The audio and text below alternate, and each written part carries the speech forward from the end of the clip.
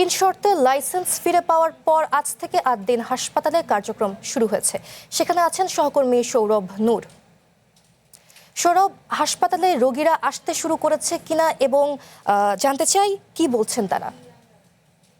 হাসপাতালের যে কার্যক্রম সেটা কিন্তু এখন বেলা ১১টার যে সময় আমরা কিন্তু পুরোদমে সেই সময়টাকে দেখতে পাচ্ছি এবং হাসপাতাল কর্তৃপক্ষ বা সেখানে যারা কাজে কর্মে নিয়োজিত আছেন তারা জানাচ্ছিলেন যে সকাল থেকেই কিন্তু তারা রোগী আসার যে প্রবণতা বা রোগীর চাপ সেটি খেয়াল করছেন এবং যে ৪৫ থেকে ৪৭ দিন পক্ষান্তরে বন্ধ ছিল হাসপাতালটি, তখনও কিন্তু দূর দূরান্ত থেকে বা যারা জানে না এরকম রোগী অনেকেই এসেছিলেন চিকিৎসা সেবা নিতে।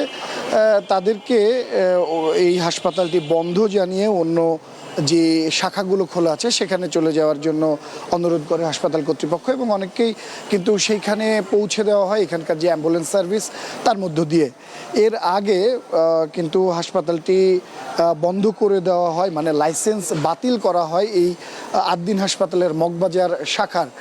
এই লাইসেন্সটি বাতিল করা হয় তখন অভিযোগ উঠেছিল যে ছয় শিশুর মৃত্যু, যেটি হাসপাতালের যান্ত্রিক ত্রুটি এবং ডাক্তারের অবহেলার কারণে হয়েছে বলে এই অভিযোগের পরিপ্রেক্ষিতে সেটি বন্ধ করে দেওয়া হয়।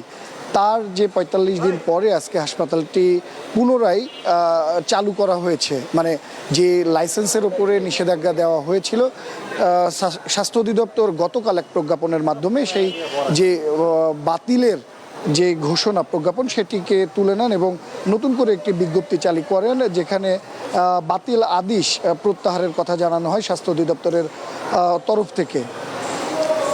সেখানে বলা হচ্ছে যে গত ২৭ মে ঢাকার মগবাজার ৮ দিন হাসপাতালে ৬ শিশুর মানে ৬ নবজাতকের মৃত্যুর ঘটনাকে কেন্দ্র করে একটি সমালোচনা তৈরি হয় এবং এই সমালোচনার মুখে ১১ই জুন হাসপাতালটির লাইসেন্স বাতিল করে স্বাস্থ্য অধিদপ্তর। এরপরে দীর্ঘ সময় হাসপাতালটি বন্ধ থাকে এবং এর মধ্যে হাসপাতাল কর্তৃপক্ষ, হাসপাতালের পরিচালক জানাচ্ছিলেন যে এটি মানুষের আস্থার একটি জায়গা বা অনেকেই এখানে সেবা নিতে আসেন, সেই জায়গা থেকে তাদের যে দায়বদ্ধতা এবং মানুষের কাছে যে প্রাপ্তি সেটি তারা আসলে চাননি যে হাসপাতালটি এইভাবে মুখ থুবড়ে পড়ুক বা বন্ধ হয়ে যাক। তার জন্য তারা প্রতিনিয়তই চেষ্টা করেছেন যেন লাইসেন্সটি ফিরে পাওয়া যায় এবং পুনরায় কার্যক্রম চালু করা যায়। সে উদ্দেশ্যে তারা স্বাস্থ্য অধিদপ্তর, স্বাস্থ্য মন্ত্রণালয় এর সাথে নিয়মিত যোগাযোগ রক্ষা করেন এবং তারা বোঝাতে সক্ষম হন যে তারা পুনরায় সেবা চালু করতে সক্ষম এবং তারা পারবেন।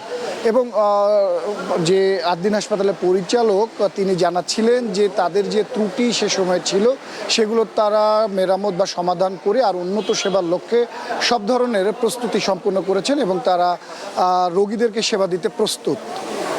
সৌরভ, ধন্যবাদ আপনাকে।